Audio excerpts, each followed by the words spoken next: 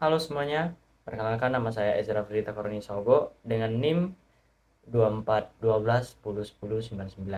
Di sini saya akan menjelaskan beberapa materi dari mata kuliah Sejarah Musik 2, yaitu materi tentang sejarah singkat musik dari 3 zaman, yaitu barok, klasik, dan romantik. Oke, kita masuk di pembahasan yang pertama, yaitu musik di zaman barok. Dalam bukunya, Kamien 1997-92 menguraikan bahwa periode musik barok ini berlangsung dari tahun 1600 sampai 1750. Mengenai awal dan akhir dari aliran barok, para ahli sering memiliki pandangan yang bervariasi. Namun umumnya, aliran barok ini dimulai sekitar tahun 1600 dan berakhir sekitar tahun 1750, yaitu pada saat meninggalnya Bach. Pengetahuan masyarakat mengenai musik barok pada umumnya itu masih sangat-sangat terbatas, di mana masyarakat seringkali mengidentifikasi musik barat dari abad keempat sampai abad ke-19. Sebenarnya, musik barat dibagi menjadi beberapa periode. Yang pertama ada periode di zaman pertengahan, yang kedua zaman Renaissance, yang ketiga ada zaman barok, yang keempat ada zaman klasik, dan yang kelima ada romantik, keenam ada modern. Perkembangan setiap era juga mengakibatkan perubahan fungsi musik. Yang awalnya hanya terbatas pada musik gereja, kini dapat berkembang menjadi musik profan dan berbagai bentuk lainnya. Fungsi musik sebagai alat untuk hiburan dan pendidikan tidak dapat dipisahkan dari peranan seorang komposer atau arranger dalam menyampaikan gagasan musiknya. Dengan demikian, peran musik di setiap era dipengaruhi oleh para komposer serta tujuan yang ingin dicapai oleh komposer atau arranger. Ketidakpahaman masyarakat mengenai perbedaan jenis musik dari berbagai periode-periode waktu menjadi alasan peneliti tertarik untuk memperkenalkan interpretasi musik dari berbagai era, yaitu musik pada zaman barok ini. Barok ini ada beberapa komposer, diantaranya yang pertama ada John Sebastian Bach, di mana musik di era barok mengalami kemajuan yang sangat signifikan. Musisi di era tersebut memiliki pemikiran yang kreatif, sehingga musik di zaman barok itu sangat kreatif. Meskipun musik pada zaman itu sangat kreatif, namun musik di zaman itu susah atau sulit untuk dimainkan. Walaupun terdapat banyak tantangan, penciptaan musik pada zaman itu kurang mendapatkan pengakuan.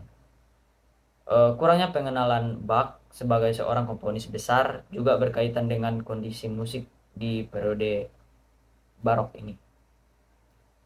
Penulis menyatakan bahwa salah satu alasan mengapa Bach tidak dikenal pada masa itu, alasannya karena kompleksitas karyanya. Kompleksitas karyanya. Selain itu, Bach juga jarang menerbitkan hasil karyanya.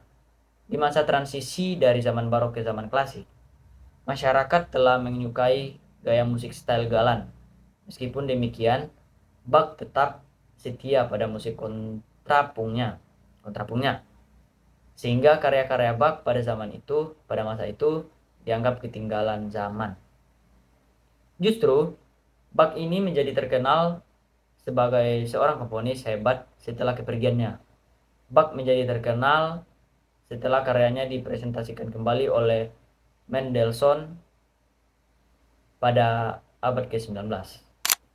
Bach menghasilkan banyak karya dengan lebih dari 800 komposisi musik yang diciptakannya selama hidupnya. Dari segala aspek tersebut, Bach menjadi sumber inspirasi bagi para musisi di zaman sekarang. Sepanjang perjalanan hidupnya, Bach merupakan sosok yang memiliki idealisme tinggi untuk kemajuan musik gereja. Ia terus menciptakan karya-karya musik untuk gereja-gereja meskipun ia tidak mendapatkan penghargaan selama hidupnya atau pengakuan. Yang kedua ada komponis yang namanya George Friedrich Handel, di mana di zaman kanak-kanaknya ini dia telah menunjukkan bakatnya dalam memainkan alat musik. Pada tahun 1703, ia beralih ke Hamburg untuk bergabung sebagai anggota orkestra opera. Dan di tahun 1712, ia kembali lagi melakukan kunjungan ke Inggris dan membawakan karya-karya ciptaannya yang terkenal. Yang pertama ada Messia, adalah sebuah oratorio jenis musik yang paling terkenal. Yang kedua ada musik air atau water music. Yang ketiga ada musik petasan atau firework musik. Di sini ada beberapa ciri-ciri musik barok. Yang pertama mengandung banyak bunyi. Yang kedua menggunakan metode basso continuo. Yang ketiga ada lenteng madrigal sebagai harpsichord dan pengembangan vokal solo. Yang keempat, lagu berbentuk strofik.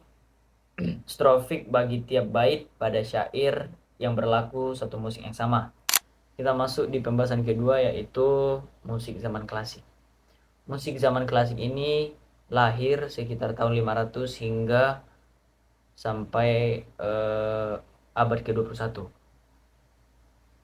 Kata klasik sebenarnya itu mempunyai nilai atau mutu yang diakui secara luas dan menjadi tolak ukur kesempurnaan yang tertinggi. Namun ada sebagian orang yang menganggap musik yang sulit dipahami adalah musik klasik. Ada juga yang menyamakan musik klasik dengan zaman klasik. Padahal keduanya memiliki pengertian yang berbeda. Classical music tidak sama dengan classical periode. Musik klasik dapat dikelompokkan menurut zamannya, yaitu medieval, renaissance, barok, klasikal, romantik. Dan yang terakhir adalah modern atau kontemporer. Berdasarkan zaman, para sejarawan musik membagi perkembangan musik klasik dalam 5 babakan besar. Yang ini zaman abad pertengahan, zaman renaissance, zaman barok, zaman klasik, zaman romantik, dan modern. Proses perubahan karakter, gaya, bentuk, serta berbagai elemen musik yang dipegang oleh komposer di zaman itu, tiap pergantian tidaklah terjadi mendadak, melainkan secara berangsur-angsur. Berikut ada ciri-ciri musik klasik. Yang pertama, dia menggunakan peralihan dinamik dari lembut sampai keras atau disebut dengan crescendo, dan dari keras menjadi lembut bisa disebut dengan decrescendo. Yang kedua ada perubahan-perubahan tempo dalam musik dengan percepatan atau accelerando ya, dan perlambatan ritardando, sehingga terdapat dinamika yang khas dalam musik klasik. Berikut ada manfaat dan pengaruh musik klasik. Berikut manfaat dan pengaruh musik klasik. Manfaat: musik memiliki dimensi kreatif dan memiliki bagian yang identik dengan proses belajar secara umum dan secara khusus. Musik klasik yang berlatar dari seni ternyata tidak hanya berdampak menghibur, namun juga memiliki efek penunjang belajar, serta efek memperkaya pikiran, dan membangun hal-hal positif lainnya yang menyangkut pada proses peningkatan gairah hidup dan prestasi kerja maupun mendorong semangat belajar siswa. Setelah kita masuk musik di zaman klasik tadi, kita lanjut ke pembahasan terakhir, yaitu musik zaman romantik. Musik romantik ini yang muncul pada abad ke-19 tentu juga terpengaruhi oleh keadaan masyarakat pada abad ke-19. Kita juga tahu pada awal abad tersebut, kehidupan masyarakat mengalami perubahan dalam kehidupan politik dari yang semula bersifat absolut, dipimpin raja-raja atau kasyar-kasyar, menjadi demokratis dengan pemimpin dipilih rakyat. Di banyak negara, perubahan ke arah demokratis ini bahkan harus melalui revolusi dan perang. Kehidupan menjadi penuh konflik, keadaan ekonomi juga sulit, dan keadaan seperti itu manusia tidak dapat melarikan diri untuk menghindari kenyataan yang penuh konflik. Maka dari itu, Mereka mulai melarikan diri dari kenyataan yang sulit ke hal-hal yang bersifat mudah, ekonomis, dan menghibur. Perkembangan musik romantik dapat dilihat dari fase-fase romantik seperti romantik awal. Yang pertama, romantik awal. Pada era ini, musik diwarnai dengan usaha manusia yang melarikan diri dari dunia irasional. Komponis menimba bahan dari dunia dongeng yang ajaib dan misterius, yang tidak hanya untuk karya-karya operanya, tetapi juga untuk musik instrumental. Yang kedua ada romantik tinggi. Gaya romantik ini berkembang ke seluruh Eropa. Komponis-komponis menciptakan karya-karyanya dengan semangat yang romantis. Yang kedua ada Chopin dari Prancis juga yang memikat para pencipta musik piano. Yang ketiga ada Paganini dari Italia yang menunjukkan kemahirannya dalam permainan biola.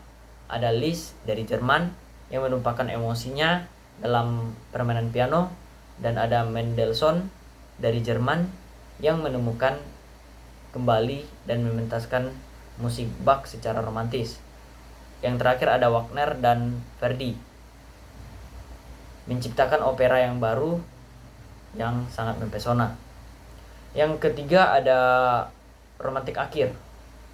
Pada zaman ini muncul generasi baru, yaitu C. Franck dan Bruckner dan lain-lain dengan estetika dan bentuk baru yang bergaya naturalisme dan nasionalisme. Berikut ada ciri-ciri khas dari musik di zaman romantik ini. Yang pertama ada segi bentuknya. Musik romantik ini masih mempertahankan bentuk musik klasik, tapi dengan perluasan dan perubahan.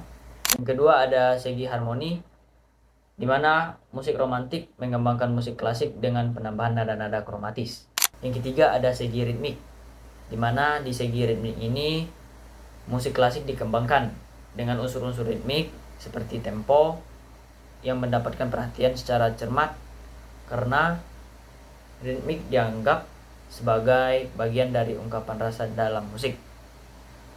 Partitur-partitur musik secara cermat diberi catatan yang berkaitan dengan ritmik.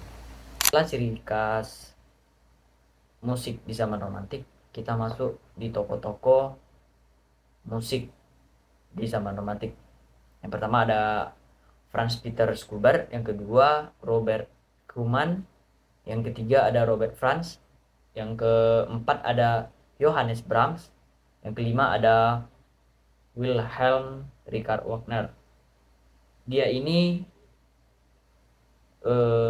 di tahunnya, di eranya dia dapat julukan sebagai Bapak Opera. Zaman romantik hadir sebagai reaksi terhadap keterbatasan formalisme klasik dengan menempatkan emosi, imajinasi, dan ekspresi pribadi sebagai pusat penciptaan musik. Baik, dengan memahami ketiga periode ini, kita sebagai mahasiswa tidak hanya memperoleh wawasan mengenai historis perkembangan musik, tetapi juga mampu melihat bagaimana musik itu berperan sebagai cerminan dinamika intelektual dan kultural masyarakat pada masanya. Baik, sekian dari beberapa penjelasan saya dari mata kuliah Sejarah Musik 2. Jika ada kesalahan kata, saya minta maaf. Shalom.